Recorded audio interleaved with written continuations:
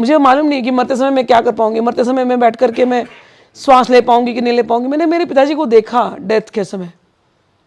मेरे पिताजी का आश्रम है और वहाँ बगलामुखी देवी विराजमान है साक्षात।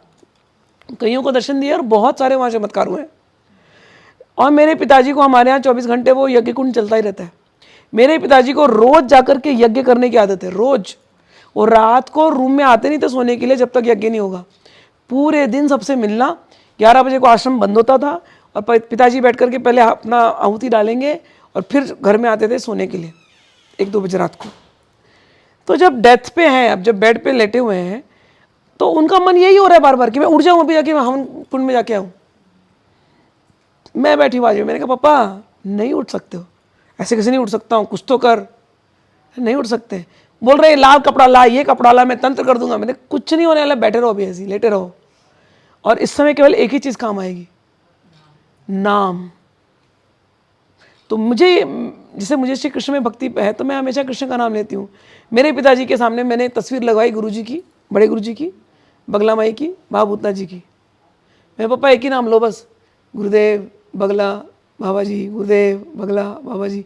मैं उनके सामने बैठ करके यही नाम ले रही थी बस, गुरुदेव बगला बाबा जी। और मैं गीता का उनको ज्ञान दे रही थी कि अंतकाल, गीता में कहते हैं अंतकाले जमा में व स्मरण मुक्त्वा कलेवरम। जो अंतकाल में मेरा स्मरण करके ये शरीर छोड़ता है वो मेरे धाम को प्राप्त होता है।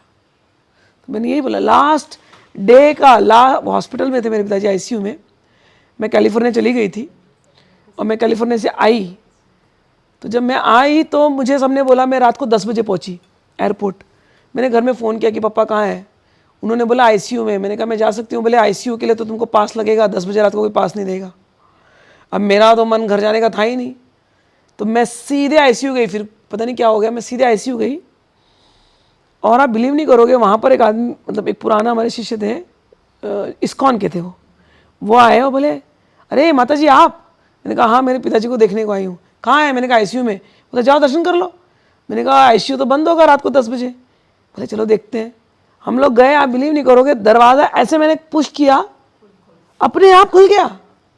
और मैं अंदर, वो बोल रहे जाओ। मैंने कहा अरे कोई डॉक्टर पकड़ेगा बोलेगा कुछ तो। नहीं आप जाओ जाओ जाओ।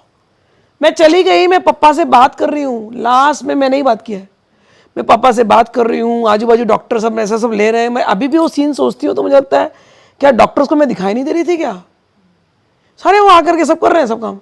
बिल्कुल मतलब ऐसे बिहेव कर रहे डॉक्टर जैसे मैं एग्जिस्ट ही नहीं करती वहाँ पर। और मैं अच्छे से पापा से बात करी हूँ।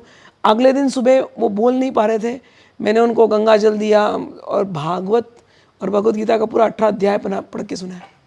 मैंने ये पूरे जो मैं ये जो बताती हूँ ना प्रकरण में, इसलिए बताती हूँ कि कितना भी आपके अंदर बल हो, अंतकाल में आपको भरोसा नहीं आपके बल का। जीवन पर्यंत जो नाम आपने लिया है ना, वही नाम आपको बचाएगा।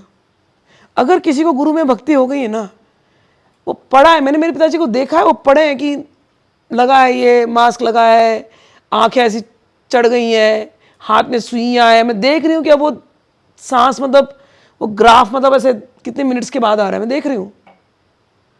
लेकिन उस समय पर भी कल एक ही काम है बस, नाम नाम नाम नाम। मैं खाली बोल रही थी बस, कान में उनका नाम जाना ही चाहिए। जितने शिष्य जाते थे ना दर्शन करने के लिए, मैंने सबको एक ही बात बोला, उनको खाली नाम याद दिलाना बस। ओम ब्रह्म तत्व नारायण गुरुभ्यो नमः, ओम ब्रह्म तत्व नारायण गुरुभ्यो नमः, ओम ब्रह्म तत्व नारायण गुरुभ्यो नमः। सब एक ही काम करके आए बस, ओम ब्रह्म तत्व नारायण गुरु, क्योंकि उनको उनके गुरु से बहुत प्रेम था। तो अब जब गुरु से प्रेम होता है ना, तो जब शरीर छोड़ेंगे ना, सारे गुरु परंपरा वहाँ खड़ी होती है, खींच के हाथ लेके जाती है।